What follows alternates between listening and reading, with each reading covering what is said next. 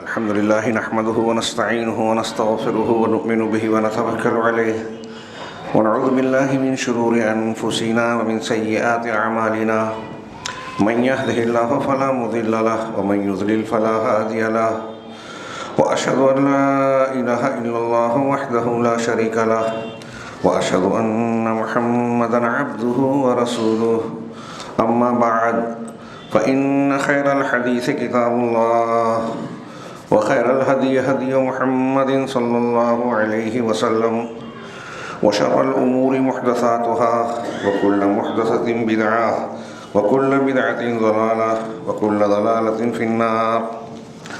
أعوذ بالله من الشيطان الرجيم. بسم الله الرحمن الرحيم. ليس لك من الأمر شيء أو يتوب عليهم أو يعذبهم فإنهم ظالمون ولله ما في السماوات وما في الأرض يغفر لمن يشاء ويعذب لمن يشاء والله غفور رحيم. يا أيها الذين آمنوا لا تأكلوا الربا أضعافا مضاعفة واتقوا الله لعلكم تفلحون واتقوا النار التي أعدت للكافرين وأطيعوا الله والرسول لعلكم ترحمون وسارعوا إلى مغفرة من ربكم وجنة عرضها السماوات والأرض أعدت للمتقين.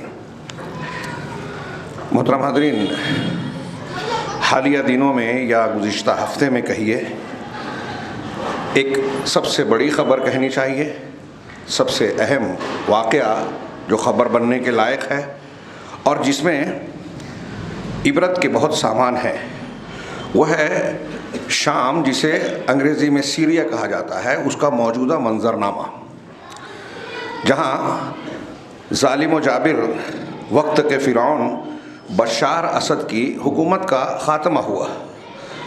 یہ گزشتہ ایک دہائی سے زیادہ 12-13 سالوں سے اس کے ظلم اور بربریت کی انتہائی سنگین واقعاتی داستان رقم ہو رہی تھی. ہمارے یہاں بہت سارے لوگوں کو اس کی اصل خبریں معلوم نہیں ہوتی تھی. خبریں بھی جو آتی تھی وہ چھن کر اصل نقطۂ نظر سے غائب ہو کر آتی تھی. اور ابھی بھی جو منظرنامہ دنیا کے سامنے ہے، ظاہر سی بات ہے کہ وہ وہی ہے جسے عام طور سے عالمی میڈیا چاہتا ہے کہ یہ پیش کرے، اور پھر اس پر اپنے کچھ پروگرام اور منصوبوں کو عمل میں لائے. بشار الاسد کی حکومت، آپ جانتے ہیں کہ وہ غالش یا فرقے کا آدمی تھا. اس کا باپ حافظ الاسد، تقریباً گزشتہ 60 سال سے باپ بیٹے کی یہ حکومت چل رہی تھی خاندانی. وہ فوجی آدمی تھا، قبضہ کیا تھا حکومت پر. اس تاریخ کو میں بیان نہیں کرنا چاہتا. کئی مرتبہ اس نے مسلمانوں کا، جس میں خاص طور سے سنی مسلمان اور اس میں بھی خاص طور سے سلفی ٹارگٹ ہوتے تھے، نشانہ ہوتے تھے، قتل عام کیا کئی مرتبہ. اور اس میں کچھ یہ تحریکی حضرات بھی سبب بنے مختلف موقعوں پر حافظ اسد کے زمانے میں. اور بعد میں اس نے، بشار اسد نے جو قتل و غارت گری کا بازار گرم کیا، تو جو ریکارڈڈ اور عام طور سے آپ میڈیا پہ سنیں گے کہ 5 لاکھ سے زیادہ گزشتہ 12-13 سال میں 5 لاکھ سے زیادہ لوگوں کو، عوامی شام کے شہریوں کو، جسے میں وضاحت کر دوں کہ سنی اور اس میں ایک بڑی تعداد سلفیوں کی، قتل کیا گیا، ظلماً مارا گیا. یہ 5 لاکھ ریکارڈڈ یا آن ریکارڈ بات کہی جاتی ہے.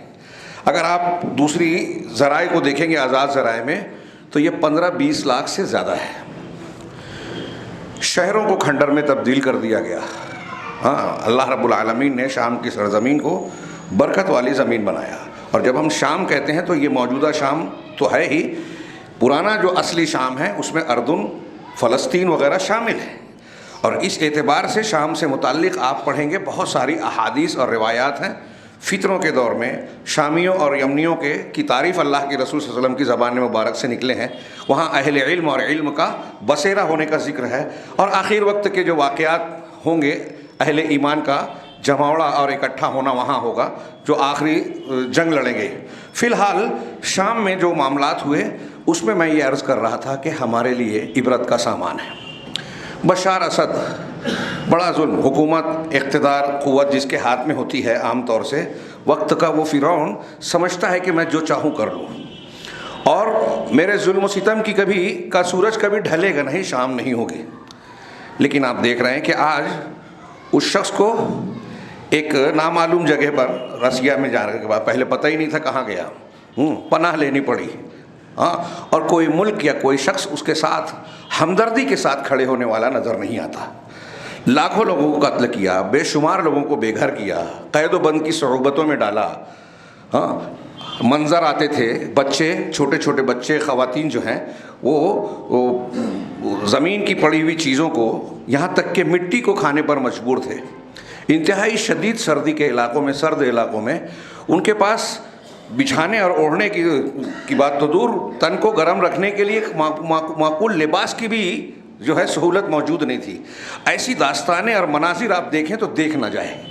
ایک انسان جو درد مندی رکھتا ہے اپنے اندر، اس سے برداشت نہ ہو سکے۔ جیسے فلسطین کے آج حالات ہیں غزہ میں، ایسے ہی شدید ترین حالات شام میں بھی رہے، ایسے ہی حالات ایران کے زیر اثر اہواز کے، جس کی آج میڈیا میں بھی کوئی چرچا نہیں ہوتی، کوئی خبر نہیں آتی۔ وہاں کے سنی عرب مسلمانوں کے حالات بھی کچھ اچھے نہیں ہیں، جیسے فلسطینیوں پر یہودیوں کے مظالم ہوتے رہے ہیں، ایسے ہی ایرانیوں یعنی شیعوں اور رافضیوں کا ظلم اہواز کے سنی مسلمانوں پر مسلسل جاری ہے۔ 1.25 کروڑ سے زیادہ کی آبادی ہے۔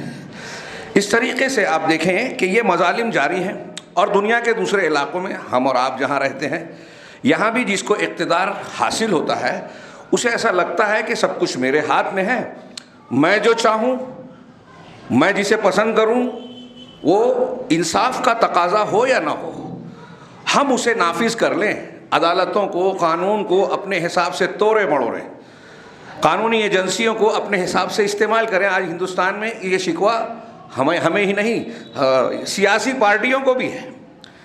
غیر جمہوری طریقے سے پارٹیوں کو توڑا جانا، غیر منصفانہ حرکتیں کرنا، ایجنسیوں کا غلط استعمال کرنا، سارے کلیدی مناصب پر جو ہے حکومت کے موافق لوگوں کو بٹھانا اور اپنے مطابق معاملات کرانا، یہ ایک کامن شکایت ہے، اور سب لوگ شکایت کر رہے ہیں مگر بے بس ہیں۔ وقت کی طاقتیں عام طور سے ایسا سمجھتی ہیں، لیکن اللہ کا یہ قانون کسی کو بھولنا نہیں چاہیے۔ وَتِلْكَ الْأَيَّامُ نُدَاوِلُهَا بَيْنَ النَّاسِ، یہ دن ایام جو ہیں لوگوں کے درمیان ہم الٹتے پلٹتے رہتے ہیں۔ شام میں بھی انتہائی مظلومین جو تھے، برسہ برس سے قید و بند، کچھ ایک ٹی وی میں ایک ایسی کلپ آئی جس میں بتایا گیا کہ جس دن بشار الاسد بھاگا دمشق میں، یہ مخالفین یا عوام کی الگ الگ لوگ نام دے رہے ہیں، اس میں کئی طرح کے گروہ ہیں، ہاں، الگ الگ فکر کے ہیں، سلفی بھی ہیں، غیر سلفی بھی ہیں، تحریکی بھی ہیں، رافضی بھی ہیں، اس میں کہیں کہیں شامل ہیں، ہاں۔ اسی لیے شام میں جو کچھ ہوا ہے اس کے بارے میں لوگ اندیشہ بھی ظاہر کر رہے ہیں۔ ہر طرف یہ آپ کوئی بھی دیکھیں، یہ تعجب کیا جا رہا ہے کہ اچانک یہ کایا پلٹ کیسے ہو گئی، ہفتے 10 دن میں ہیں، اچانک اتنے سالوں سے لڑتی ہوئی فوج پسپا کیسے ہو گئی، محاذ سے کیسے ہٹ گئی۔ کچھ تجزیے کر رہے ہیں اس کے باوجود کہ بھائی روس بشار اسد کا ساتھ دے رہا تھا، وہ یوکرین میں پھنسا ہوا ہے، ایران کی اپنی کچھ ترجیحات ہیں عراق میں اور اپنے مفادات میں، وہ بھی اوپر سے کچھ بھی مظاہرہ کرے لیکن حقیقت میں تو اسرائیل کا اور امریکہ کا ساتھ ہی دیتا ہے، دکھاوے میں وہ ان کے مخالف کھڑا ہے۔ لیکن محاذوں پر جب مسلمانوں کو قتل عام کرنا چاہتا ہے، وہ چاہے عراق میں ہو چاہے شام میں ہو، وہ دشمنان اسلام کی صفوں کے ساتھ ساتھ رہتا ہے۔ یمن میں بھی یہی معاملہ ہے، حوثیوں کی ٹریننگ دے کر اس نے سنیوں کے لیے زینہ دوبھر کر رکھا ہے بعض علاقوں میں۔ تو خیر، یہ جو پورا منظرنامہ ہے، اس میں میں یہ عرض کر رہا تھا کہ لوگوں کو تعجب ہے، اور اسی لیے لوگ تبصرہ کرنے سے احتیاط برت رہے ہیں۔ اور میں بھی کہتا ہوں کہ ٹھیک ہے، یہ بات قابل غور ہے کہ ممکن ہے عالمی طاقتوں کا اگلا کوئی منصوبہ اور پروگرام اس میں چھپا ہوا ہو سکتا ہے، اللہ محفوظ رکھے۔ لیکن موجودہ صورتحال میں بشار الاسد کا زوال ہونا اور مظلومین کا قید و بند کی شدتوں سے رہائی پانا، یا جو در در بھٹک رہے تھے ان کا اپنے گھروں پر لوٹنا، اور امن و سکون کے راستے کو بظاہر کھلتے ہوئے دیکھنا، یہ واقعی اللہ کے شکر کا مقام ہے ان لوگوں کے لیے۔ لیکن شکر کی اس گھڑی میں ہم اور آپ بھی یہ محسوس کرتے ہیں کہ واقعی مظلومین کی اللہ نے سنی، اللہ کی رحمت ان پر نازل ہوئی۔ اسباب جو بھی ہو، مسبب تو رب العالمین ہی ہے۔ لیکن میں یہاں یہ عرض کرنا چاہتا ہوں کہ اس معاملے میں اللہ کے قانون کو کبھی فراموش نہیں کرنا چاہیے. تلک الایام نداولها بین الناس. ہم کہیں بھی رہ رہے ہیں, کہاں کسی بھی حالت میں ہیں, یہ بھولنا نہیں چاہیے کہ فتح و شکست, نشیب و فراز, اونچ نیچ اللہ تبارک و تعالیٰ کی سنت اور قانون ہے. اللہ تعالیٰ دونوں طریقے سے آزماتا ہے. فلسطین میں اور یہاں شام میں ایک لمبے عرصے تک جو کچھ ہوا اور ہو رہا ہے, اس سے بعض مسلمان جو ہے شکوہ شکایت بھی کرنے لگتے ہیں کہ ایسے معصوم بچے, خواتین, بوڑھے, بے بس, معصوم نہتے لوگ مارے کاٹے جا رہے ہیں. اللہ کی حکمتیں اللہ جانتا ہے. اگر ہم مصیبت میں ہیں تو ہمارے صبر کا, ہماری امید کا, اللہ پر بھروسے کا امتحان ہے کہ ہم ایمان والے ہیں کہ نہیں. ہم پڑھتے ہیں انبیاء کرام پر کتنی شدتیں کی گئی, قتل کیا گیا, انبیاء کرام کو شہید کیا گیا, صحابہ کرام پر کیا کچھ ہوا, مکی زندگی میں کتنے مظالم ڈھائے گئے. ان مظالم سے گزرنے پر ان کے ایمان میں قوت آئی, حوصلہ, استقامت, امتحان پر اس پر پورے ہوتے تبھی ان کے درجات بلند ہوئے. اور یہ مقام حاصل ہوا کہ انہوں نے ایک مد, آدھا مد, 1 کلو, آدھا کلو اللہ کے راستے میں جو خرچ کیا, بعد میں آنے والا احد پہاڑ کے برابر سونا خرچ کر کے بھی ان کے برابر نہیں ہو سکتا. یہ حالات کے تقاضے کے مطابق درجات بلند ہوتے ہیں. آپ جب اللہ سے امید رکھتے ہیں, پریشانی کی حالت میں بھی آپ پریشان ہیں, تنگی میں ہیں, مرد اور خواتین سب اس پر غور کریں کہ یہ ایمان کا تقاضا ہے کہ ہم کسی بھی حالت میں اللہ سے امید رکھیں. جب آپ اللہ سے امید رکھتے ہیں تو اس کی ایک ایمانی لذت ہے. اللہ رب العالمین کی طرف سے اس پر خصوصی کرم اور رحمت کی امید کی جاتی ہے. یہ امید رکھنا دل سے, بغیر کسی شکوہ شکایت سے, یہ اللہ کو پسند ہے, اللہ کی عبادت ہے, دل کا عمل ہے. یہ کب ہوگی؟ جب ہم پریشانی کی حالت میں آتے ہیں تو اس کا امتحان ہوتا ہے. تو اللہ رب العالمین کی حکمتیں وہ جانتا ہے, وہ ڈھیل دیتا ہے, آزماتا ہے. ایک طرف آزمائش بھی ہوتی ہے اور دوسری طرف فتح و شکست کے قانون میں اللہ رب العالمین نے یہ بھی بتایا کہ ہمارے اور آپ کے اعمال و عقائد کا دخل بھی ہوتا ہے. آپ اور ہم کیا کر رہے ہیں؟ خوشی, نعمت, احسان ہم کو ملی اور ہم اترانے لگے, اللہ کو بھول گئے, اس کے دین کو کنارے کر دیا. کیا عقیدہ توحید, کیا حلال حرام, کیا شریعت, اس سے مطلب ہی نہیں ہے. تو اللہ تعالیٰ ضرب لگاتا ہے. اسی طریقے سے اگر پریشانی اور تنگی میں ہے اور ہم نے شکوہ شکایت شروع کر دی ہے کہ ایسا کیوں ہو رہا ہے, ہمارے ساتھ ہی کیوں ہوتا ہے, جو مسجدوں کو توڑ رہے ہیں, حملے کر رہے ہیں, بے گناہوں کو قتل کر رہے ہیں, گھروں کو اجاڑ رہے ہیں, بلڈوزر چلا رہے ہیں, بے گناہوں کو جو ہے قید و بند میں ڈال رہے ہیں, جیل میں ڈالتے ہیں, جھوٹے مقدمات عائد کر دیتے ہیں, وہ اقتدار کے مزے لوٹ رہے ہیں. ہمیں دکھائی دیتا ہے کہ وہ مزے لوٹ رہے ہیں, اللہ تعالیٰ کی تھوڑی سی ڈھیل کا فائدہ اٹھا رہے ہیں, لیکن بالآخر ان کا انجام کیا ہونا ہے. بشار اسد کو دیکھیے, وہ تو ابھی محفوظ گیا ہے, ہو سکتا ہے اس کی یہ زندگی اس کے لیے موت سے زیادہ تکلیف دہ ہو, جو اب تک اقتدار کے مزے لوٹتے آ رہا تھا. اس تناظر میں میں نے یہ جو قرآن کی آیتیں پڑھی ہیں آپ حضرات کے سامنے خطبہ مسنونہ کے بعد, بڑی شاندار ہے. آیت کا ایک ایک ٹکڑا ایک ایک خطبے کا تقاضا کرتا ہے کہ فتح و شکست کا, اس میں اللہ کا قانون کے کچھ پہلو اس میں ان آیتوں میں آپ ملاحظہ فرمائیں. یہ آیتیں غزوہ احد کے تناظر میں اللہ رب العالمین نے جو ہدایات, ارشادات اور رہنمائی فرمائی ہے ان آیتوں میں سورہ آل عمران کی, اس کے بیچ میں یہ کہا, جو آیت جہاں سے میں نے پڑھی اس سے 1-2 آیت پہلے یا پچھلی آیت میں اللہ نے کہا کہ اگر تم صبر کرو گے اور تقوی اختیار کرو گے, صبر اور تقوی اختیار کرو گے تو کافروں کی, دشمنوں کی چالیں تم کو کچھ نقصان نہیں پہنچائیں گی. ان تصبروا وتتقوا لا یضرکم کیدہم شیئا, اگر تم صبر کر لو, تقوی اختیار کرو, شریعت کی پابندی, تقوی کے مفہوم میں بتا رہا ہوں, تو دشمنوں کی چال تمہیں نقصان نہیں پہنچائے گی. یعنی غلبے کا, دشمنوں کے مقابل میں فاتح رہنے کا نسخہ ہے صبر اور تقوی. اس میں پوری ایمانیات آ گئی. صبر اور تقوی کی تشریح کا فی الحال موقع نہیں, موقع مختلف انہی آیتوں میں آگے بیان کیا گیا ہے.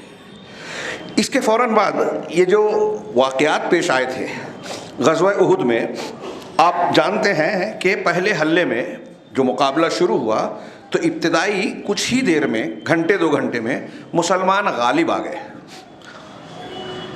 کافر پسپا ہوئے کفار مکہ کا لشکر پیچھے ہٹا اور بہت سارے لوگ میدان چھوڑ کر بھاگنے لگے۔ اس چیز کو دیکھ کر اللہ کے رسول صلی اللہ علیہ وسلم نے احد پہاڑ کی پچھلی گھاٹی پر، جہاں مسلمانوں کا علاقہ تھا، محاذ تھا، اس کے پچھلے حصے پر گھاٹی پر 50 تیر اندازوں کو آپ نے متعین کیا تھا اور تلقین کی تھی کہ کچھ بھی ہو جائے، حالات کیسے بھی ہوں، یہ جگہ نہیں چھوڑنا، چاہے ہم کو فتح ہو یا شکست ہو۔ لیکن جب دیکھا کہ مقابل دشمنان میدان چھوڑ رہے ہیں، بھاگ رہے ہیں، تو ان میں سے کئی لوگوں نے کہا کہ ہمارا مقصد حاصل ہو گیا، جب وہ میدان سے بھاگ ہی رہے ہیں تو کیوں نہ ہم ان کا تعاقب کریں، میدان مال غنیمت سمیٹے۔ امیر نے روکا، لیکن کئی لوگوں نے مانا نہیں۔ 50 میں سے 40 لوگوں نے محاذ چھوڑ دیا اور مال غنیمت کو سمیٹنے کے لیے آگے بڑھ گئے، میدان میں آ گئے۔ خالد بن ولید رضی اللہ تعالیٰ عنہ، جو اس وقت کفار کی طرف سے تھے، اپنا دستہ لے کر پیچھے کی گھاٹی سے آئے اور پہلے ان 10 لوگوں کو شہید کیا جو وہاں اللہ کے رسول کے حکم کے مطابق ٹھہرے ہوئے تھے۔ جب غلطی کچھ لوگ کرتے ہیں تو اس کا خمیازہ صحیح لوگوں کو بھی بھگتنا پڑتا ہے۔ تو پیچھے سے وہ حملہ آور ہوئے، یہ 10 لوگ شہید ہوئے۔ نبی کریم صلی اللہ علیہ وسلم اور مسلمانوں کے لشکر میں فاصلہ ہو گیا، آپ کافروں کے دستے میں گھر گئے۔ آپ کے پاس 9 صحابہ تھا، 2 مہاجر 7 انصار، ساتوں انصار ایک کے بعد ایک شہید ہوئے۔ 2 مہاجرین میں حضرت طلحہ بھی تھے، جو تیروں کو، آپ کی طرف آنے والے تیروں کو روک رہے تھے، مقابلہ بھی کر رہے تھے، تیر بھی چلا رہے تھے۔ یہ پورا منظر نامہ یاد کیجئے۔ اس درمیان نبی کریم صلی اللہ علیہ وسلم زخمی ہوئے، آپ کے دندان مبارک، دانت شہید ہوئے، کچھ دانت ٹوٹ گئے، آپ کے خود کی کڑیاں آپ کے رخسار مبارک میں، گال میں دھس گئی، چہرہ خون آلود ہو گیا، ایک گڑھے میں گرے جس سے گھٹنے میں چوٹ آ گئی۔ اس منظر میں، اس تکلیف اور پریشانی کے حال میں نبی کریم صلی اللہ علیہ وسلم، غور کیجئے کون سی حالت ہے، پریشانی، جنگ، بھگدڑ مچی ہوئی ہے، مسلمانوں کے لشکر سے آپ کا کٹ جانا، زخمی ہونا، آپ کے سامنے کئی صحابہ کا شہید ہو جانا، یہ ظاہر سی بات ہے کتنی تکلیف دہ اور اذیتناک کنڈیشن اپنے آپ کو وہاں رکھیے۔ نبی کریم صلی اللہ علیہ وسلم کے زبان مبارک سے، بخاری مسلم کی حدیثوں میں ہے، ایک جملہ نکلا، آپ نے فرمایا کیف یفلح قوم شجوا نبیہم، وہ قوم کیسے فلاح پا سکتی ہے جس نے اپنے نبی کو زخمی کر دیا۔ شج ایسے زخموں کو کہتے ہیں جو گوشت کو پھاڑ کر ہڈی تک پہنچ جائے۔ نبی کریم صلی اللہ علیہ وسلم نے کہا کہ کیسے کا فلاح پا سکتی ہے؟ تب یہ آیت نازل ہوئی جو پہلی والی میں نے پڑھی، لیس لک من الامر شیء، اور آگے کا حصہ۔ تھوڑی سی وضاحت کچھ اور روایتوں میں ہے کہ اللہ کے رسول صلی اللہ علیہ وسلم کے کچھ صحابہ کو بعض لوگوں نے دھوکہ دیا اور دھوکے سے لے جا کر شہید کیا مسلمان لوگوں کو، 70 صحابہ کو۔ اس سے آپ کو بہت دکھ ہوا اور آپ نے لگ بھگ مہینے بھر ان کے خلاف قنوت نازلہ پڑھی، فجر کی نماز میں اور دوسری نمازوں میں قنوت نازلہ، رکوع کے بعد آپ بد دعا کرتے گئے اور ان پر بد دعا دیتے گئے، نام لے لے کر قبائل اور بعض شخصیات کا آپ نے نام لیا ہے کہ اللہ فلاں پر لعنت فرما، فلاں پر لعنت فرما، فلاں کو تباہ کر دے۔ تب یہ آیت نازل ہے، لیس لک من الامر شیء۔ بہت ہی زبردست سبق ہے اس میں، توحید کا بھی اور اللہ رب العالمین پر اعتماد و بھروسہ کرنے کی تعلیم کا۔ اللہ نے فرمایا اے رسول لیس لک من الامر شیء، آپ کا معاملے میں کوئی اختیار نہیں ہے، اختیار صرف اللہ کا ہے۔ اللہ نے آگے فرمایا لیس لک من الامر شیء او یتوب علیہم او یعذبہم، یا تو اللہ چاہے تو ان لوگوں کی توبہ قبول کرے، توبہ کی توفیق دے اور توبہ ہو جائے، اور اللہ چاہے تو ان کو عذاب دے۔ فإنہم ظالمون، اس لیے کہ وہ ظالم تو ہیں۔ غور کیجئے، اللہ کے نبی صلی اللہ علیہ وسلم، سید المرسلین، خاتم النبیین، اور پھر جو خاص کنڈیشن میں نے جو بتائی وہ دھیان میں رکھیے۔ بد دعا کس حالت میں دے رہے ہیں؟ عام کافر بھی کافر ہوتا ہے، لیکن یہ جو کفار سامنے تھے غزوہ احد میں، انہوں نے کئی اور کفر پر بھی کئی زیادہ گناہ کیے تھے، نبی کی مخالفت کی، اللہ کے رسول صلی اللہ علیہ وسلم صحابہ کرام کو ختم کرنے کی کوشش کی، زخمی کیا، کئی صحابہ کو شہید کیا۔ اس کے بعد رسول اللہ صلی اللہ علیہ وسلم کی زبان سے یہ کلمہ نکل رہا ہے، وہ قوم کیسے فلاح پائے گی؟ اور آپ کے اس کلمے سے گویا یہ ظاہر ہو رہا ہے کہ یہ لوگ اسلام قبول نہیں کریں گے۔ یہ ان سے نا امیدی کا اظہار کیا اور عذاب میں مبتلا ہونے کی امید ظاہر کی اللہ کے رسول صلی اللہ علیہ وسلم نے۔ اللہ تعالیٰ کہہ رہا ہے یہ آپ کا حق نہیں ہے۔ کسی کو اسلام کی توفیق دینا، توبہ کی توفیق دینا نہ دینا، یہ اللہ کا اختیار ہے، آپ کا نہیں ہے۔ اب یہیں سوچ لیجئے تھوڑی دیر کے لیے، اس ایک آیت کو ہمارے یہاں قبر پرست، شخصیت پرست، بزرگ پرست اور فلاں کی پرستش کرنے والے لوگوں کے دروں پر جھکنے والے کسی کو اللہ کے علاوہ حاجت روا، مشکل کشا، غوث اور فلاں کہنے غور کرے، یہ وسیلہ بنیں گے لوگ. اللہ کا فیصلہ کوئی بدلے گا؟ اللہ تعالیٰ اپنے رسول سے کہہ رہا ہے کہ آپ کا اختیار نہیں ہے، اللہ کا اختیار اللہ کے پاس ہے. اور جب رسول اللہ صلی اللہ علیہ وسلم کا اختیار نہیں ہے اللہ کے معاملات میں توفیق دینے میں، نہ دینے میں، کسی کو ہدایت اور گمراہی میں مبتلا عذاب دینے اور توبہ کی توفیق دینے میں اللہ کے رسول صلی اللہ علیہ وسلم کو بھی حق اختیار نہیں ہے، تو آپ کے بعد کسی پیر، کسی ولی، کسی فلاں اور فلاں کو کیسے ہو سکتا ہے؟ سوال ہی نہیں پیدا ہوتا. کتنی صاف تعلیم ہے قرآن کی. لوگ پڑھتے بھی ہیں پھر بھی شرک کرتے ہیں. اللہ کے علاوہ دوسروں سے اپنی حاجتیں پیش کرتے ہیں، اس کو حاجت روا، مشکل کشا کہتے ہیں. جو کائنات میں آگے اللہ نے کہا کہ زمین و آسمان کا مالک وہی ہے، لیکن کائنات میں یہ ایک ذرے کے بھی جو مالک نہیں ہیں، قرآن، حدیث، عقل، درایت، فطرت، ہر چیز کے خلاف وہ دعا کرتے ہیں جب غیر اللہ سے کوئی مانگتا ہے. شرک مشرک سے زیادہ بے وقوف احمق کوئی ہے ہی نہیں. اس سے بڑے عذاب کا مستحق اللہ کی شان میں گستاخی کرنے والا کوئی ہے ہی نہیں. جو اللہ کو چھوڑ کر کسی اور سے مانگتا ہے وہ چیز جو اللہ کا اختیار ہے. اختیار میں اکثر سمجھانے کے لیے کہتا ہوں بچوں کو بھی، دروس میں بھی، کہ جو چیز میری ہے آپ کسی اور سے نہیں مانگیں گے. اس سے کہیں گے کہ مولانا کے پاس جو ہے وہ دے دو، فلاں کے پاس جو ہے وہ دے دو. میں آپ سے کہوں کہ فلاں آپ کا پڑوسی ہے، اس کے پاس یہ ہے، مجھے دے دیجیے، تو آپ کہیں گے کہ اس کا ہے تو میں کیسے دے سکتا ہوں. سمپل لاجک ہے، ایک بچے کو بھی سمجھتی ہے لیکن مشرک کو نہیں سمجھتی. اللہ قرآن میں بار بار کہہ رہا ہے آسمان زمین کی ایک ایک چیز، فرشتے ہوں، یہ پیڑ پودے، یہاں کی دولت ہو، خزانے ہوں، پھل ہوں، پھول ہوں، جو بھی ہے سب اللہ کا مالک، سب کا مالک اللہ ہے. ہم مانگ رہے ہیں دوسروں سے جو مالک ہے ہی نہیں، پارٹنر بھی نہیں ہے، اللہ کے مددگار بھی نہیں ہے، اللہ پر دباؤ بھی نہیں ڈال سکتے، بولتے ہیں وسیلہ بن جائیں گے.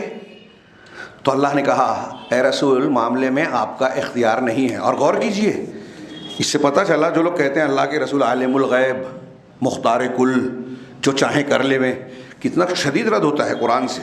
اب قرآن کو مانیں گے یا ان کی بات مانیں گے؟ بہت سے لوگ قرآن نہیں مانیں گے، رسول سے محبت کا اظہار کریں گے، دامن نہیں چھوڑیں گے. ابھی ربیع الاول آ رہا ہے لیکن رسول کی بات مانیں گے ہی نہیں. اللہ تعالیٰ قرآن میں کہہ رہا ہے آپ کا حق نہیں ہے، اور وہ کہہ رہا ہے مختار کل ہے. کتنی کوشش کی تھی اللہ کے رسول، اپنے چچا کو کلمہ نہیں پڑھا سکے، ابو طالب کو. یہاں بھی اللہ کہہ رہا ہے آپ کا حق نہیں ہے. جن کے بارے میں آپ نے یہ کہا کہ وہ کیفے فلاں پائیں گے، انہیں فلاں نہیں پائیں گے، ان کے بارے میں آپ کو روک دیا گیا. اور بعد میں وہی لوگ جن کا آپ نے نام لیا تھا، جن قبائل کا اور جن شخصیتوں کا، سارے کے سارے مسلمان ہوئے. وہ سارے مسلمان ہو گئے. ابو سفیان، اکرمہ، ابو سفیان کا نام ہے حارث بن ہشام، جو ابو جہل کا بھائی تھا، کہ بھائی تھے، یرموک میں شہید ہوئے، مسلمان ہو گئے. یعنی اللہ کے رسول صلی اللہ علیہ وسلم کو اس وقت معلوم نہیں تھا کہ یہ اسلام قبول کریں گے، اللہ تعالیٰ ان کو توبہ کی توفیق دے گا اور قبول فرمائے گا، پھر اسلام کی اچھی خدمت کریں گے. کیا اللہ نے فرمایا کہ آپ کا معاملے میں اختیار نہیں ہے، یا تو اللہ ان کی توبہ قبول کرے یا ان کو عذاب دے، اس لیے کہ وہ ظالم تو ہیں ہی. تفسیری نکتے اس میں بڑے ہیں لیکن ٹائم نہیں ہے. توبہ کی نسبت اللہ نے اپنی طرف کی کہ یہ اللہ چاہے تو توبہ قبول کرے، لیکن جب عذاب کا ذکر کیا تو فے کا حرف استعمال کیا، جو نتیجہ بتا رہا ہے کہ اس کی وجہ ان کا اپنا عمل ہے. فَإِنَّهُمْ ظَالِمُونَ، کہ اللہ ان کو عذاب اس لیے دے گا اگر دے گا کہ وہ ظلم کرنے والے ہیں. اللہ کسی پر ظلم نہیں کرتا. لوگوں کے ساتھ اگر دقتیں پریشانیاں آ رہی ہیں، فلسطین میں، غزہ میں، شام میں، یمن میں، ہندوستان میں، آپ کے گھر میں، میرے گھر میں اگر کچھ تکلیف ہو رہی ہے، اللہ تعالیٰ کا ظلم نہیں ہے. دماغ میں لکھ لیجئے، یقین کیجئے، یہ عقیدہ بنائیے اپنا. اللہ تعالیٰ سے شکوہ شکایت بالکل نہیں ہونی چاہیے. ایمان چلا جائے گا، ناکام ہو جائیں گے آپ زندگی کے امتحان میں. رب العالمین نے ہمیں پیدا کیا، حکیم ہے، علیم ہے، جانتا ہے کب کس چیز کے ہم حقدار ہیں. جب جو دیا، جیسے حالات کیا، وہ اس کی حکمت ہے، یہ ماننا چاہیے، ہمیں سمجھ میں آئے نہ آئے. تو اللہ نے فرمایا کہ وہ ظالم ہیں، اس لیے اللہ نے ان کو عذاب دیا. اگر دے گا تو وہ ظالم ہے اور معاف کر. اس سے یہ بھی ظاہر ہوا کہ اللہ تبارک و تعالیٰ کا توبہ کی، ایمان کی توفیق دینا، یہ اس کا کرم ہے ہمارے اوپر. اور اگر کوئی ظالم ظلم کر رہا ہے، توبہ نہیں کر رہا ہے، تو یہ ہمارے بگاڑ ہے. اللہ رب العالمین توفیق نہیں دے رہا ہے سدھرنے کی. कितने मुशरिक बिदती गुनहगार हम और आप हैं, गुनह में मुब्तला हैं, जानते हैं गुनाह है, तौबा नहीं करते इसलिए कि तौफीक नहीं मिल रही है। ये महरूमी है, जिसको तौफीक मिल जाए वो बहुत खुशकिस्मत है। अल्लाह रब्बुल आलमीन ने आगे फरमाया वलिल्लाहि मा फिस समावाति व मा फिल अर्ज़, आसमानों में जो कुछ भी है, फरिश्ते हों, पेड़ पौधे, दुनिया के अंदर इंसान हों, जिन हों, पेड़ पौधे हों, दुनिया की कोई चीज़ हो, ज़र्रा ज़र्रा हो, दाना दाना हो, अल्लाह फरमा रहा है कि सब कुछ अल्लाह का है, अल्लाह मालिक है, अल्लाह की मिल्कियत है। अब यग़फ़िरु लिमन यशाअ, जिसको अल्लाह चाहता है बख्श देता है, उसको तौफीक देता है कि वो गुनाह के रास्ते से वापस आ जाए, तौबा कर ले, तो अल्लाह जिसे चाहता है बख्शता है। और ये भी जानता है अल्लाह जिसको तौफीक देता है कि कौन मग़फ़िरत के लायक है, किसको तौफीक देनी चाहिए। वो हकीम है, अलीम है, दिलों के हाल को जानता है।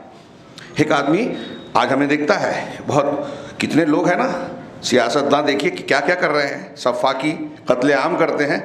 हाँ, दुनिया के अमन और चैन के ठेकेदार, हुकूक इंसानी के ठेकेदार लाखों लोगों को मार देते हैं और अमन चैन के वो अलमबरदार बनते हैं कि हम तो दुनिया में अमन कायम करना चाहते हैं। दिखावे में सब लोग, हमारे यहाँ लोग सूफीद पोशी दिखाते हैं। हाँ, बड़े बड़े फ़िरौन भी आज अपने आप को मीडिया को इस्तेमाल करके बताते हैं कि मैं बहुत काम कर रहा हूँ, अच्छा कर रहा हूँ, इंसानियत नवाजी कर रहा हूँ। तो कौन क्या है अल्लाह जानता है, कि कौन किस चीज़ की तौफीक का मुस्तहिक है अल्लाह खूब जानता है। यग़फ़िरु लिमन यशा व युअज़्ज़िबु मन यशा, जिसे चाहता है रब्बुल आलमीन बख्शता है और जिसको चाहता है अज़ाब में मुब्तला करता है। वल्लाहु गफ़ूरुर रहीम, और अल्लाह बहुत बख्शने वाला, रहमत वाला है। अब इस पे भी बड़े उलमा ने लिखा कि अल्लाह ने यहाँ दो नाम जिक्र किया, अज़ाब का भी जिक्र है, लेकिन अल्लाह ने एक नाम ये नहीं जिक्र किया कि अल्लाह ताला बख्शने वाला है और इंतकाम लेने वाला है या अदल करना, दोनों रहमत वाले नाम कि बख्शने वाला और रहम वाला। इसका मतलब यह है कि अल्लाह की रहमत उसके गज़ब पर गालिब है, हम पर रहमत ज़्यादा कर रहा है। हम शिकवा शिकायत करते हैं, लेकिन गौर करें कि हम गुनाह कितने करते हैं, नाफरमानियाँ कितने करते हैं, और अल्लाह रब्बुल आलमीन कितनी छूट देता है, कितनी मोहलत देता है, और बार बार कहता है कि कितना बड़ा भी गुनाह किया हो तौबा कर लो, अल्लाह का दरवाज़ा खुला है तौबा के लिए, जब तक मौत के आसार नहीं आते। इन आयतों के बाद जो अल्लाह ने फरमाया, मैं असल में वो पेश करना चाहता हूँ कि आज के हमारे माहौल, शाम के तनाजुर में, गज़ा के तनाजुर में, हिंदुस्तान और दुनिया के दूसरे मनाजिर के तनाजुर में, हर मर्द और औरत गौर करे कि फ़तह व शिकस्त का उसूल क्या है। अल्लाह की फरमाबरदारी, ईमान, इताअत रसूल, तक़वा, सब्र, अगर ये चीज़ें हमारे अंदर हैं तो मदद मिलेगी, फ़तह मिलेगी, इज़्ज़त मिलेगी। और इसके बिलमुकाबिल अगर हमारे अंदर औसाफ हैं, बुराइयाँ हैं, दीन से दूरी है, दीन बेजारी है, जो आज मुसलमानों की अक्सरियत पर गालिब है, तो अल्लाह के ताज़ियाने पड़ेंगे, दुश्मन को गलबा हासिल होगा, हम ज़लील व ख़ार होंगे और हो रहे हैं, और दुनिया की रुसवाइयाँ परेशानियाँ हमारा ताक़ुब करेंगी और कर रही हैं। इसकी वजह क्या है कि हम जानते बुझते भी बात मानने को तैयार नहीं हैं, शरीयत की तरफ तवज्जो नहीं है। इसकी बहुत बड़ी वजह है दुनियादारी।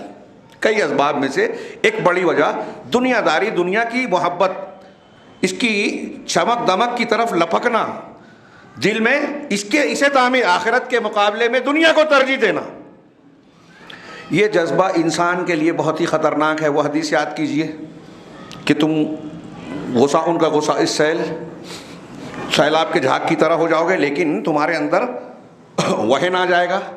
दुनिया की कौमें तुम पर इस तरह टूट पड़ेंगी जैसे दस्तरखान पर भूखे टूटते हैं। बहुत मरतबा हदीस सुनी है, वहन की तशरीह की आपने, क्यों, वजह क्या बताई? हुब्बुद दुनिया व कराहियतुल मौत, दुनिया की मोहब्बत और मौत से कराहत, नापसंदीदगी। दुनिया की मोहब्बत और दुनिया की मोहब्बत पैदा करने के जो असबाब हैं, आज आप नोट कीजिए हमारे यहाँ वो सारी चीज़ें मौजूद हैं, सारी चीज़ें। उसकी एक आला तरीन शक्ल है दुनिया की मोहब्बत पैदा करने वाली, सूदी लेन देन। आप कोई हाजतमंद आता है, परेशान हाल है, ज़रूरतमंद है, तो उसको कर्ज देकर, जिसमें आपको अजर सवाब मिले, जिसमें आप किसी की मदद का जज्बा रखें, ये हो कि अभी उसका काम निकल जाए, बाद में मेरा पैसा लौटा देगा। अब आदमी सोचता है कि इसको दूंगा तो पता नहीं मिलेगा कि नहीं मिलेगा, कितने दिन पे मिलेगा, मिलेगा तो उतना ही मिलेगा, और अगर सूदी कर्ज दे दूं तो बढ़कर मिलेगा, पैसा बढ़ता रहेगा। ये जज्बा जब आया दिल में, तो इंसानी हमदर्दी, कुर्बानी का जज्बा, दूसरों के लिए अपनी ज़रूरत को पर तरजीह देने का जज्बा ख़त्म हो जाता है। इसार, कनाअत, ये सब ख़त्म, मुरव्वत नहीं आती। کوئی مر رہا ہے ہمیں کیا فرق پڑتا ہے، کوئی بھوکا ہے، فاقے سے ہے، ضرورت مند ہے لیکن تڑپ رہا ہے، ہم کو فرق نہیں پڑتا، ہم اگر پیسہ دیں گے تو ہم کو نفع چاہیے۔ سود خور اس طرح سفاک، ڈاکو سے زیادہ سفاک ہو جاتا ہے۔ سود خوری جو ہے دنیا داری کی ایک انتہا ہے، اور حیرت انگیز بات یہ ہے کہ دنیا میں آج یہ اتنا عام ہے کہ بہت سارے مسلمان اس کو لایانی، اس کو غیر ضروری سمجھ کے اختیار کر بیٹھے ہیں، اور بہت سے مسلمان کوشش کرتے ہیں بچنے کے لیے تو بچ نہیں پاتے ہیں۔ کیسے بچیں؟ سرکاری اسکیم ہے، ہم گورنمنٹ سرونٹ ہیں، ہم یہ ہیں، ہم وہ ہیں، اور اب تو ہمارے یہاں ایسے علماء پیدا ہو گئے ہیں جو فتوے نکالتے ہیں، راستے نکالتے ہیں کہ کس طرح سود کو حلال کر کے قابل قبول بنایا جائے، ہے نا؟ بخاری کی روایت ہے، ایک زمانہ آئے گا کہ آدمی کو یہ پرواہ نہیں ہوگی کہ اس کے جو کمائی کی ہے حلال سے کما رہا ہے یا حرام سے۔ ابھی ہمارے ایک دوست نے کلپ بھیجی، اڑ گئی، میں نے آدھا ادھورا سنا تھا۔ ایک مولوی صاحب ہے، شاید جلگاؤں کی طرف کے کہیں ہیں، باقاعدہ پروگرام لے رہے ہیں، تقریریں کر رہے ہیں، اور یہ ترغیب دے رہے ہیں کہ مسجدوں کے اماموں اور مؤذنین کو، ائمہ مساجد اور مؤذنین یہ معاشی طور سے کمزور ہوتے ہیں، مولوی لوگ کمزور ہوتے ہیں، انہیں اس بات پر ابھارا جائے کہ اسٹاک ایکسچینج کی فلاں فلاں کمپنی کے شیئر خریدے جائیں، پیسہ اسٹاک ایکسچینج میں لگائیں، شیئر کی خریدی کی جائے۔ میں نے دیکھا کچھ فقہ اکیڈمی کی کچھ کتابیں اور یہ بازار میں ہیں، وہ مختلف شرائط کو بیان کر کے کہتی ہیں کہ آپ شیئر مارکیٹ میں پیسہ لگا سکتے ہیں۔ ہمارے آج پرسنل لا بورڈ کے جو امیر ہیں خالد سیف اللہ رحمانی صاحب، ان کی کوئی ایک کمیٹی تھی، اخبارات میں یہ پہلے دیتی تھی، ابھی کا کیا حال ہے پتہ نہیں، کئی سال پہلے میں نے دیکھا کہ اس مہینے میں فلاں فلاں اسٹاک ایکسچینج کی کمپنی ہے جس میں پیسہ لگایا جا سکتا ہے، شرعاً کوئی قباحت نہیں۔ یہ لوگ اس طرح دیتے ہیں، اور ان کے ماننے والے، جب مولانا صاحب نے کہا، مزاج آج بنا ہوا ہے جو قرآن حدیث سے لینے کی بات کی جاتی ہے، لیکن ابھی ہمارا جو جمعرات کا درس چل رہا ہے اس میں یہ بات بڑی تفصیل سے رات میں بات ہوئی کہ یہ ہمارے اتنے بڑے مولانا نے کہا ہے، وہ کیسے غلط ہو سکتا ہے؟ اب آپ لاکھ سمجھائیے تو حضرت نے کہہ دیا تو ہم مانیں گے۔ قرآن حدیث اس کی دلیل یہ ایک کنارے، مجھے دلیل ولیل نہیں دیکھنا ہے، حضرت کہہ رہے ہیں نا، اب ان کو بھروسہ ہے۔ دنیا کے سارے گمراہ کسی نہ کسی پر بھروسہ کر کے ہی گمراہ ہوتے ہیں۔ میں یہ نہیں کہتا کہ وہ مولانا کو آپ برا کہیں، امام کو، ان کی اجتہادی خطا ہو سکتی ہے، اللہ کے یہاں معاف ہو سکتا ہے، توبہ کر سکتے ہیں، آپ کیوں اندھے ہو کے ان کے پیچھے چل رہے ہیں؟ تو غور کیجئے کہ یہ ہمارے یہاں میں نے سنا ہے ہمارے شہر میں بینک سے لین دین کرنا، بینک میں نوکری کرنا، کہ آپ کلرک ہیں، آپ کلیکٹر ہیں، مولوی صاحب کا فتویٰ ہے جیب میں کہ آپ کر سکتے ہیں۔ اسٹاک ایکسچینج آپ جب اس کے اصول ضوابط کو دیکھیں گے، ٹرم اور کنڈیشنز کو دیکھیں گے، تفصیلات کو دیکھیں گے، میں اس ممبر پہ کھڑے رہ کر ذمہ داری سے کہہ رہا ہوں، لوگ لمبی چوڑی گفتگو اور بحث کرتے ہیں کہ مشارکت اسلام میں ہے، یہ ہے، کوئی اسٹاک ایکسچینج میں مجھے اب تک ایسا نہیں ملا جو کسی شیئر کو خرید کے یہ دیکھتا ہو کہ سالانہ کیا کمائی کی اس کمپنی نے، اس کا میں منافع کا حصے دار بنوں۔ آج وہ کاغذ خریدتا ہے اور کل سوچتا ہے قیمت بڑھ جائے تو میں بھیج دوں گا۔ اس کو بیع عینہ کہیں گے کہ آپ پیسے پہ پیسہ بڑھا رہے ہیں، بیچ میں صرف کاغذ ڈال رہے ہیں۔ یہ ایک پہلو ہے۔ دوسرا، اس کی جو ٹرم اور کنڈیشن ہے، اس میں جو سودی پیسے لگے ہوئے ہیں اور بہت ساری چیزیں، اسلام کے موافق نظر بالکل نہیں آتا۔ کہاں سے یہ علماء کرام اتنے جرأت مند ہو گئے ہیں کہ لوگوں کو جا کے اس حرام کاری کی باقاعدہ ترغیب دے رہے ہیں؟ اسٹاک ایکسچینج میں پیسہ لگائیے، مولوی صاحب کی رہنمائی لیجئے۔ کتنی اسکیموں میں ابھی لاکھوں روپیہ ہمارے لوگ گنوا چکے ہیں، اور جب یہ گنوائیں گے تو یہ مولوی نظر نہیں آتے، یہ لگانے والے، فتویٰ دینے والے نظر نہیں آتے۔ کس بنیاد پر آپ یہ بات کہہ رہے ہیں؟ آپ لوگوں کو سود خور، حرام خور بنانے کی ترغیب دے رہے ہیں، اور جب آپ حرام خوری کی طرف لے جاتے ہیں تو دنیا داری کی طرف لے جاتے ہیں، آخرت کو فراموش کرتے ہیں، دنیا کی طرف لاتے ہیں، اور اس کا نتیجہ یہ ہوتا ہے کہ غزوہ احد میں اللہ رب العالمین نے فتح دی پہلے، اور چند صحابہ کرام نے مال غنیمت کے لیے جب مال کی طرف لپکے تو نتیجہ فتح کا نقشہ بدل گیا۔ اس کو ہم شکست پوری نہیں کہہ سکتے، لیکن شکست جیسا معاملہ مسلمانوں کے ساتھ ہو گیا۔ 70 صحابہ کرام شہید ہوئے ایک غلطی سے، خود رسول اللہ صلی اللہ علیہ وسلم زخمی ہوئے۔ اللہ کے نبی صلی اللہ علیہ وسلم کی تو ذاتی طور پہ غلطی نہیں تھی، وہ 10 صحابہ جو گھاٹی پہ پہلے سے ہٹے نہیں تھے ان کی تو غلطی نہیں تھی، لیکن وہ بھی پیچھے ہمارے سماج میں اگر کوئی گناہ کرتا ہے، حرام خوریاں عام کرتا ہے، تو ہمارے سماج کی کشتی میں سوراخ کر رہا ہے. پانی بھرے گا، کشتی ڈوبے گی تو اس میں صرف وہ نہیں ڈوبے گا جو سوراخ کر رہا ہے، وہ بھی ڈوبے گا جو سوراخ نہیں کر رہا ہے. سوراخ کرنے کو غلط مانتا ہے لیکن اس کے ماننے سے کوئی فرق نہیں پڑتا کیونکہ روکتا نہیں ہے. یہ مثال حدیث میں ہے، صحیح بخاری میں اللہ کے رسول اللہ نے بیان فرمائی امر بالمعروف نہی عن المنکر کے باب میں. تو اس تناظر میں ان آیتوں میں اللہ رب العالمین نے فرمایا. غور کیجئے. اب ہمارے یہاں میں نے ابھی عرض کیا نا، دین سے بیزاری، دنیا داری، دین سے بہت ہی بیزاری پائی جاتی ہے. کل پرسوں ہمارے دوستوں میں بات ہو رہی تھی کہ مسجد میں کچھ لوگ نماز میں بہت غلطیاں کرتے ہیں. سلام پھرا نہیں، ابھی اذکار کا موقع ہے کہ پیچھے لوگ نماز پڑھ رہے ہیں، ان کے آگے سے جانے کے لیے راستہ ڈھونڈتے ہیں کہ آپ ستھرا بن جائیے، ہم نکل جائیں گے. اتنی جلدی ہوتی ہے اور کئی غلطیاں کرتے ہیں، نمازیوں کے آگے سے گزرتے ہیں. تو بات یہ ہوئی کہ بھائی ایسے لوگوں کے لیے مسجد میں پروگرام کیا جائے. عربوں میں اور بہت ساری جگہوں پہ پروگرام ہوتا ہے کہ نمازیوں کی غلطیاں کیا کیا ہیں بتائی جائے تاکہ اس کی اصلاح ہو جائے. کیسے کھڑا ہونا چاہیے، رفع الیدین کیسے ہونا. ہمارے ہاں آج آدھے سے زیادہ لوگ اس سلسلے میں توجہ نہیں. دین ہے نا، کوئی مسئلہ نہیں، فارمالٹی. جمعہ میں آ گئے، آنا پڑے گا، ماحول ہے.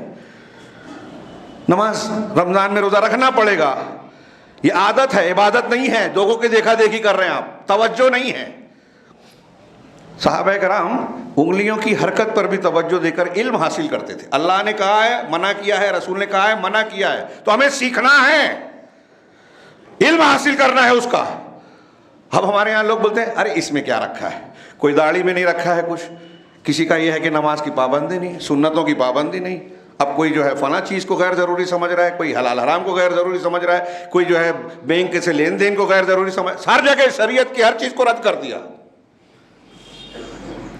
کہیں مسلک کی وجہ سے بہت سی حدیثوں کو رد کر دیا کہ ہمارا مسلک یہ اس لیے اس حدیث کو سنت کو نہیں مانیں گے. کہیں ہمارا نفس یہ کہتا ہے، کہیں حالات کا تقاضا یہ ہے. تو مختلف مسلمانوں نے دین کی مختلف چیزوں کو کسی نہ کسی شکل میں رد کر دیا اور مولوی نے شارٹ کٹ جنت کا بتا دیا کہ یہ فضائل ہے، ایسا عمل کر لو، کچھ بھی کر لو، جنت میں جاؤ گے. فلاں پہ بیعت کر لو، وہ کھینچ کے جنت میں لے جائیں گے. شیخ عبد القادر جیلانی یا چشتی نقشبندی قادری والے سلسلے والے. جنت کا شارٹ کٹ مذاق بنایا ہے. اس کی افتاد ہے، اس کا نتیجہ ہے ہم ہر جگہ کاٹے مارے جا رہے ہیں، سنوائی نہیں ہوتی، دعا قبول ہوتی نظر نہیں آتی، اور ہم شکوہ شکایت کرتے ہیں اللہ سے. اپنا جائزہ لیں. یہ اللہ رب العالمین نے صحابہ کرام کو جو سب سے اعلیٰ درجے کے مسلمان تھے، اللہ کے رسول اور اللہ کے حکم پر گردنیں کٹوانے کا جذبہ رکھتے تھے، ان سے ایک غلطی ہو گئی. وہ غلطی کیا تھی؟ مال غنیمت کی طرف گئے. اسی لیے اللہ رب العالمین نے غزوہ احد کے معاملات اور ہدایات کے ضمن میں یہ آیت نازل فرمائی اور کہا یا ایھا الذین آمنوا لا تأکلوا الربا اضعافا مضاعفا. اے ایمان والو، سود کو خوب بڑھا چڑھا کر نہ کھاؤ. ہاں، سود کو خوب بڑھا چڑھا کر نہ کھاؤ اور اللہ سے ڈرتے رہو تاکہ تم فلاح پا جاؤ. فلاح ہوگی تقوی سے، اور تقوی ہوگا اس بنیاد پر بھی کہ آپ سود سے، دنیا داری سے بچیں. سود آج عالمی سطح پر اس کو مسلط کر دیا گیا. ہمارے ہاں بہت سے مسلمان اب اس کو غیر ضروری سمجھتے ہیں کہ یہ بحث کی جائے. کوئی ہوم لون لے رہا ہے، کوئی دواخانہ بنانے کے لیے سود لے رہا ہے، کوئی کاروبار کہتا ہے اس کے بغیر چلے گا نہیں، گھر بنے گا نہیں، ہم فلاں رن کریں گے، فلاں چیز کو رن کرنا ہے تو سود لینا پڑے گا. نئی گاڑی لینا ہے، ٹیکس سے بچنا ہے تو سود لینا پڑے گا، سودی قرضہ لینا پڑے گا. مولوی صاحب سے مت پوچھو ورنہ وہ تو منع کر دیں گے. ہاں، وہ مولوی معلوم ہے کہ یہ مولوی جواب دے گا کہ ہاں تحفے طوائف اور دعوت کھانے کے بعد بول دے گا کہ ہاں راستہ نکلتا ہے، ہندوستان میں کیا فرق، ترقی کیسے کریں گے مسلمان. اسی نام پہ اسٹاک ایکسچینج کو جائز قرار دے دیا. بیمہ کی بعض شکلوں میں مجبوری کی حالت میں علماء نے اجازت دی شرطوں کے ساتھ، اس کو کچھ لوگوں نے کامن کر دیا. راستہ ملنا چاہیے. اللہ تعالیٰ کہہ رہا ہے سود کو بڑھا چڑھا کے نہ کھاؤ. کتنی سورہ بقرہ کی آیتوں کا لمبی چوڑی ہے، 2-3 حصہ میں پیش کر رہا ہوں، بیچ سے تسلسل کے ساتھ پیش کروں، موقع نہیں ہے. اللہ نے کہا سورہ بقرہ میں انفاق کے بعد، اور یہ بالکل آخر کی آیتیں ہیں نازل ہونے والی، سے یہ بھی اشارہ ہے کہ اس امت کے لیے جو فتنہ مال بتایا گیا ہے اس میں سودی معاملہ، حرام خوری کا معاملہ بہت خطرناک ہے. اللہ نے فرمایا کہ الذین یأکلون الربا لا یقومون الا کما یقوم الذی یتخبطہ الشیطان من المس، جو لوگ سود کھاتے ہیں وہ نہیں کھڑے ہوں گے مگر اسی شخص کی طرح جس شخص کو شیطان نے چھو کر خبتی بنا دیا ہو۔ حضرت ابن عباس کہتے ہیں کہ سودی لین دین کرنے والا، سود کھانے والا قیامت کے دن پاگل کی طرح، دیوانے کی طرح ہوگا، ایسا شخص جس کو شیطان نے باولا بنا دیا۔ ہاں، اسی طرح انہی آیتوں میں آگے اللہ نے فرمایا یمحق اللہ الربا ویربی الصدقات، اللہ سود کو مٹاتا ہے۔ پہلی آیت میں قیامت کا ذکر کیا، معراج والی حدیث میں پیٹ میں جو ہے بڑے بڑے سانپ اور اس کا سود کھانے والے کے عذاب کی شکل بتائی، جہنم کا عذاب بتایا۔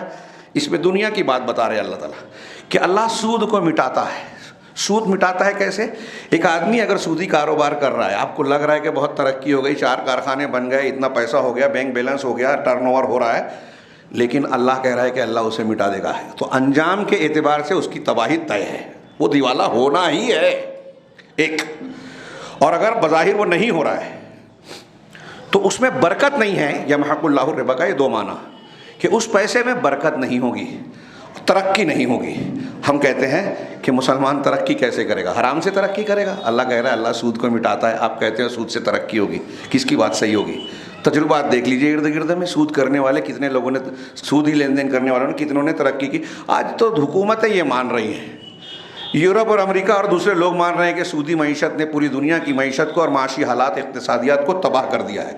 اسی طرح اللہ تبارک و تعالیٰ نے فرمایا فَإِن لَمْ تَفْعَلُوا، اس سے پہلے کہا تھا کہ اے ایمان والو تم سودی جو تم نے قرض وغیرہ دیا ہے اس میں سودی لین دین چھوڑ دو، اگر تم توبہ کرتے ہو تو تم کو تمہارا رأس المال ملے گا۔ لیکن اللہ نے کیا کہا آگے؟ فَإِن لَمْ تَفْعَلُوا فَأْذَنُوا بِحَرْبٍ مِّنَ اللَّهِ وَرَسُولِهِ۔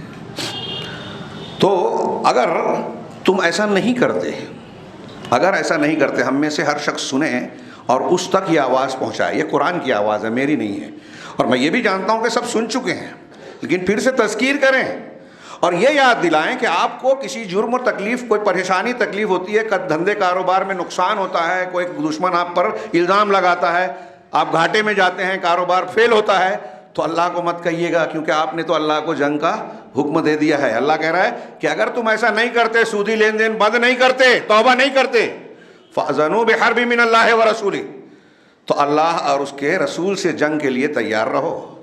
اللہ اور رسول سے جنگ، رسول سے اس کے شریعت کی مخالفت۔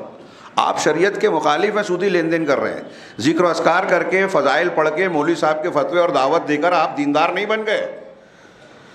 اگر سودی لین دین کر رہے ہیں تو اللہ اور اس کے رسول سے جنگ کا اعلان کیا ہوا ہے آپ نے، محارب ہیں۔ اور جو اللہ سے جنگ کا اعلان کرے وہ کیوں شکایت کرتا ہے کہ حکومت ہمارے خلاف قانون بنا رہی ہے، اسرائیل حملہ کر رہا ہے اور فلاں کچھ نہیں کر رہے ہیں؟ آپ کیا کر رہے ہیں؟ آپ اللہ کے عذاب کو دعوت دے رہے ہیں اور سعودی عرب کو الزام دے رہے ہیں۔ آپ سودی لین دین کر رہے ہیں تو قرآن کی آیت کہہ رہی ہے کہ آپ کہہ رہے ہیں اللہ سے جنگ ہے میری، تو جب آپ خود کھڑے ہیں اللہ سے جنگ کرنے تو کیوں دوسروں کو الزام دیتے ہیں؟ ارے بڑے امن چین کی حالت میں ہیں ہم، اللہ نے بڑی ڈھیل دے رکھی ہے، اس کے باوجود کاروبار چل رہا ہے، مندی صحیح، پریشانی صحیح، چل رہا ہے، زندہ ہے، جبکہ اللہ سے جنگ کا اعلان ہے۔ اللہ صرف کن کہے گا ہمارا گھر تباہ ہو جائے گا، بستی الٹ جائے گی، دھنس جائیں گے زمین میں، زلزلہ طوفان آ جائے گا، اللہ سے جنگ کا اعلان کر کے کوئی ترقی کرے گا؟ سودی کاروبار سے توبہ کیجئے اگر ترقی حقیقت میں کرنا چاہتے ہیں۔ لیکن دنیا داری اتنی جڑ پکڑ گئی ہے کہ ہم یہ سنتے ہیں، مانتے نہیں ہیں۔ صحابہ کرام تھے نا، سن لیا، سب چھوڑ دیا۔ حضرت اللہ کے رسول صلی اللہ علیہ وسلم نے جب حجۃ الوداع کے موقع پر تقریر کی، سود کو منع کرنے کے بعد کہا کہ سب سے پہلے میرے اپنے گھر میں میرے عباس، میرے چچا کا جو سودی معاملہ ہے، قرضہ ہے، میں اسے معاف کرتا ہوں۔ اللہ نے کہا، یعنی آپ نے صرف کہا نہیں، لکھا نہیں، بلکہ عمل کر کے دکھایا۔ ہاں، وَإِن تُبْتُمْ، اگر تم توبہ کر لیتے ہو سود سے تو فَلَكُمْ رُؤُوسُ أَمْوَالِكُمْ، تو تمہارا جو راس المال ہے، اصل مال ہے، اس کو تمہارا حق ہے۔ لا تظلمون ولا تظلمون، نہ ظلم تم کرو گے اور نہ ظلم کیے جاؤ گے۔ ہاں، غور کیجئے کہ ان آیتوں میں آگے اللہ تبارک و تعالیٰ نے ایک جگہ فرمایا آیت کو ختم کرتے ہوئے، وَمَنْ عَادَ، اور جو واپس سود لے گا، فَأُولَئِكَ أَصْحَابُ النَّارِ، یہ جہنمی ہے۔ سود کا یہ ایک انجام، یہ جہنمی ہے۔ وَهُمْ فِيهَا خَالِدُونَ، اور وہ اس میں ہمیشہ رہیں گے۔ انہی آیتوں کے ضمن میں اللہ نے کہا فرمایا واللہ لا یحب کل کفار اثیم. اللہ رب العالمین ہر کفار ناشکر کافر کو اور گنہگار کو پسند نہیں کرتا. یہ سودی کاروبار کرنے والے کے بارے میں کہا ہے. لا یحب، پہلا یہ کہ اللہ کا وہ پسندیدہ نہیں ہے، کتنے بھی فضائل پر عمل کر رہا ہو. ہاں، سنن النوافل کر لیا، اپنے آپ کو فت پوش بتا رہا ہے. مولوی صاحب ہیں، اسٹاک ایکسچینج کی تبلیغ کر رہے ہیں، ہاں اللہ سے جنگ کا اعلان کی تبلیغ کر رہے ہیں، فتویٰ دے رہے ہیں حرام کو حلال بنانے کا، اللہ سے جنگ کے اعلان کو فتویٰ دے رہے ہیں، بڑھاوا دے رہے ہیں. مولوی صاحب کے کہنے سے کوئی حرام حلال نہیں ہوگا، یہ ہمارا کہتے ہیں، جانتے ہیں، مانتے نہیں ہیں. مولوی صاحب نے کہہ دیا تو اپنا فائدہ ہے، مان لیا، اپنے حساب سے فتویٰ لے آیا، دوسرے کا حق مار لیا. پہلی چیز سودی لین دین والے کے اللہ پسند نہیں کرتا. دوسری چیز کل کفار، ہر کافر کو، کفار کفر سے مبالغے کا صیغہ ہے، ناشکرہ ترجمہ کرتے ہیں، کافر بھی کرتے ہیں. کافر سود خور جو ہے، کافر کیسے ہوگا؟ اگر کوئی شخص سود کو حلال سمجھ کے لیوے دیوے. دھیان دیجئے، آج کل ہمارے ہاں کچھ لوگ ایسے ہیں لبرل، دین بیزار، جو کہتے ہیں وہ زمانہ الگ تھا کافروں کا، مشرکین مکہ والا. یہ اضعافہ مضاعفہ والا جو آیت پڑھی ہے میں نے شروع میں، اس کی تشریح میں تفصیل سے نہیں گیا. کوئی یہ کہے کہ بھائی اللہ تعالیٰ نے گناہ در گناہ جب سود بڑھے وہ حرام ہے، چھوٹا موٹا لے سکتے ہیں جیسے آج ہندو لوگ کہتے ہیں چھوٹا موٹا چلے گا. نہیں، یہ واقعے کی حکایت تھی. اور سودی لین دین میں یہی ہوتا ہے کہ جب ایک آدمی اس میں پھنس جاتا ہے تو دن بڑھتے بڑھتے اس کا سود اصل سے کئی گنا بڑھ جاتا ہے. اور یہ خود اس کے حرام ہونے کی ایک دلیل کے طور پر اللہ نے ذکر کیا کہ جو خوب بڑھا چڑھا کر لیا جاتا ہے. تو ہمارے ہاں اس طرح کے لوگ ترک دیتے ہیں، دلیل دیتے ہیں کہ نہیں حالات کا تقاضا ہے، ایسا ہے ویسا ہے. اور اب علماء کرام میں بھی ایسے لوگ پیدا ہو گئے، اور عوام چونکہ علماء پہ بھروسہ کرتی ہے اور وہ راستہ ڈھونڈتی ہے حرام کا، تو ان کو کوئی فتویٰ مل جائے فوراً حرام کو قبول. اللہ رب العالمین کا صاف صاف فرمان، اللہ سود کو مٹاتا ہے، ان کو یقین نہیں آ رہا ہے. اللہ کے رسول صلی اللہ علیہ وسلم یہ کہا کفار. میں خاص طور سے کہہ رہا تھا کہ جو سود کو حلال سمجھ کے کرے، تو دلیل اگر دینے کے بعد بھی وہ نہ مانے کہ قرآن میں اللہ نے حرام کیا، وَأَحَلَّ اللَّهُ الْبَيْعَ وَحَرَّمَ الرِّبَا، اللہ نے حرام کہا ہے، نہ مانے، کہے کہ نہیں سمجھ میں نہیں آتا، وہ اس زمانے کا تھا، اس زمانے کا الگ ہے، وہ کافر ہوگا. جو انکار کرے اس کے حرام ہونے کا وہ کافر ہوگا. جو لین دین کر تو رہا ہے لیکن اس کو حرام مانتا ہے کہ ہاں حرام تو ہے لیکن ہم کر رہے ہیں، تو ایسا شخص چھوٹے درجے کا کفر کر رہا ہے، گناہ کبیرہ کر رہا ہے. اور یہ کبیرہ بھی کیسا کبیرہ ہے؟ ہاں، اللہ کے رسول صلی اللہ علیہ وسلم نے فرمایا، صحیح مسلم کی حضرت جابر والی روایت سب جانتے ہیں، لعن اللہ آکل الربا وموکلہ وکاتبہ وشاہدہ وقال النبی علیہ الصلوۃ والسلام ہم سواء، کہ اللہ کی لعنت ہے. لعنت اللہ کی کوئی چھوٹی بات نہیں ہے، جس پر جو رحمت سے محروم وہ جنت میں جائے گا ہی نہیں. لعنت ہے سود کھانے والے، کھلانے والے. آکل الربا کھانے والا، موکلہ کھلانے والا، یعنی لینے والا دینے والا. ہاں، جو کھا رہا ہے لے رہا ہے، جو دے رہا ہے وہ موکل ہے. کاتبہ اس کا لکھنے والا، کلرک ہو، کلیکٹر ہو، بینک میں کام کرنے والا آ گیا اس میں. وہ شاہدہ ہے، اور اس کے دو گارنٹر جو ہیں، شاہد گواہی دینے والے، وہ بھی گارنٹی دے کے آپ دوسرے کے لیے گارنٹی دے رہا ہے. اللہ کہہ رہا ہے ہم سوا، لینے دینے والے دو سب برابر ہیں، یہ سب کے سب گناہ میں عمل میں برابر ہیں. اور ایک حدیث تو اللہ کے نبی صلی اللہ علیہ وسلم کا الربا ثلاثۃ وسبعون بابا، کہ ربا 73 دروازے رکھتا ہے، درجات رکھتا ہے. ایسرھا مثل ان ینکح الرجل امہ، اس کا سب سے ہلکا دروازہ، سب سے ہلکا درجہ یہ ہے کہ آدمی اپنی ماں کے ساتھ جسمانی تعلق قائم کرے، جو بیوی سے کرتا ہے، ماں کے ساتھ نکاح کرے، جمع کرے. یہ کم تر ہے، کتنا گھناؤنا گناہ ہے، یہ کئی بڑے گناہوں سے بڑا گناہ ہے، اور اسے ہم نے ہلکا سمجھ کے اختیار کر لیا، سوتے سبحان اللہ الحمدللہ پڑھیں گے ختم ہو جائے گا. یہ ابن ماجہ کی روایت ہے. بعض لوگوں نے اسے ضعیف کہا ہے، لیکن طرق ملنے کے بعد علامہ البانی رحمہ اللہ نے اسے صحیح کہا ہے. صحیح حدیث ہے یہ. بعض طرق سے اس میں ضعف اور کلام ہو سکتا ہے، لیکن نتیجے کے طور پر یہ صحیح ہے. یہ ساری باتیں سامنے رکھیے، ہاں، اور ان آیتوں پر ایک نظر ڈالیے. اللہ نے فرمایا کہ اے ایمان والو، سود کو بڑھا چڑھا کر نہ کھاؤ، واتقوا اللہ، اور اللہ سے تقوی، اللہ کا سے ڈرو، لعلکم تفلحون، تاکہ تم فلاح پا جاؤ. واتقوا النار التی اعدت للمتقین اعدت للکافرین، اور اس آگ سے، جہنم سے بچو، ڈرو جو کافروں کے لیے تیار کی گئی ہے. اس طرح سے دنیا داری میں پڑھو گے تو اس جہنم کے راستے پہ چلو گے جو کافروں کے لیے ہے. وَأَطِيعُوا اللَّهَ وَالرَّسُولَ، اور اللہ کی اطاعت کرو، الرسول کی، محمد صلی اللہ علیہ وسلم کی اطاعت. فلاں بزرگ نے کہہ دیا، مولوی صاحب نے کہہ دیا کہ اسٹاک ایکسچینج میں مؤذن صاحب، امام صاحب پیسہ لگاؤ، اس طرح آپ کی معاشی حالت مستحکم ہوگی. نہیں، جائز طریقے اختیار کیجیے.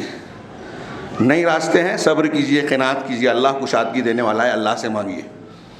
جو اللہ کے راستے میں خرچ کرنے کا جو سود دے گا اجر و ثواب کی شکل میں، وہ جائز ہے. 1 سے 70 700 اور اس سے بھی بڑھا کر اللہ دیتا ہے انفاق کا بدلہ، وہ جائز ہے. وہ اس کی طرف ہونی چاہیے مسلمان اور مومن بندے کو، دنیا کی نہیں. تو اللہ رب العالمین نے فرمایا اللہ کی اطاعت. یہ اس میں سے ایک میں نے کہا نا کہ ایک جملہ جو ہے آیت کا ایک خطبہ چاہتا ہے. اب یہ اللہ کی اطاعت اور رسول کا، یہ پورے دنیا کے پوری زندگی کا ہمارا ایک اصول ہے، اللہ نے دیا ہے بار بار کہ ہمیں جو بھی کرنا ہے اللہ کا ماننا کی بات ماننا ہے، رسول کی بات، فلاں اور فلاں کی نہیں. اور سارے جھگڑے اسی میں لوگ چل رہے ہیں، فرقہ بندیاں.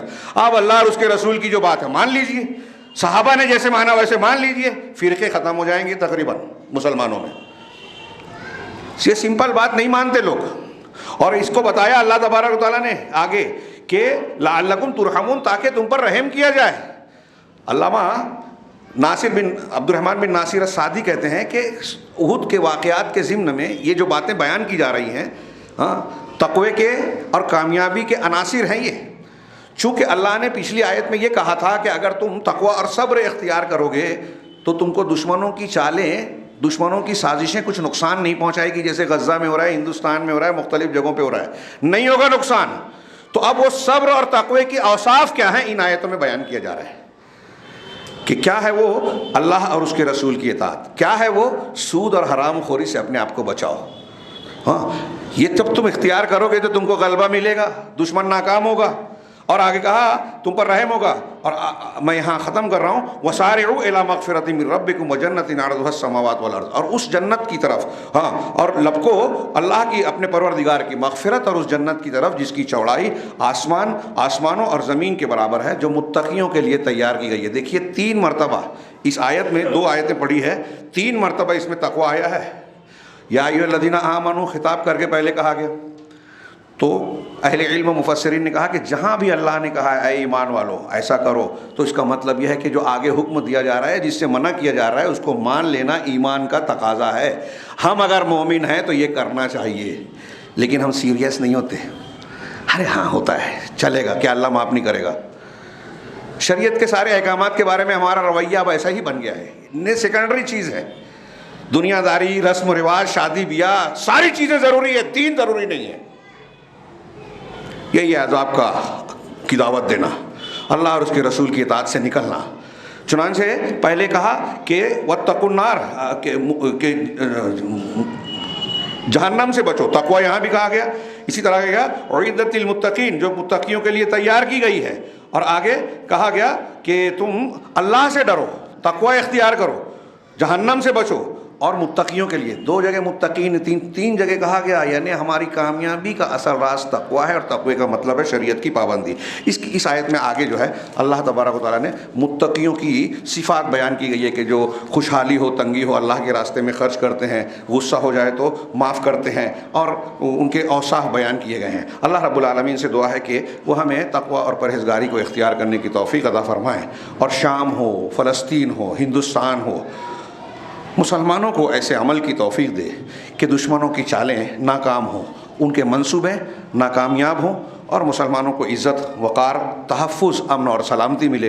دنیا میں بھی امن و سلامتی ملے اور آخرت میں بھی کامیابی ملے. اللہ رب العالمین نے صرف دعا کو نہیں بلکہ شریعت کے اصولوں کو بھی بتایا ہے کہ اگر آپ امن و سلامتی دنیا میں اور آخرت میں چاہتے ہیں تو یہ ایک جگہ کا نمونہ ہم نے پڑھا کہ تقوی اختیار کرنا ہوگا، شریعت کی پابندی کرنی ہوگی، اللہ رب العالمین کی حرام کی ہوئی چیزوں سے اپنے آپ کو بچانا ہوگا. اس کے بغیر ہم تحفظ نہیں پا سکتے. اللہ رب العالمین ہمیں تحفظ کے لائق بنائے. اقول قولی هذا واستغفر الله لسائر المسلمين وصلى الله على نبينا محمد. بارك الله لنا ولكم في القرآن المجيد ونفعنا وإياكم بالآيات والذكر الحكيم إنه تعالى جواد كريم مالك برور رب الرحيم.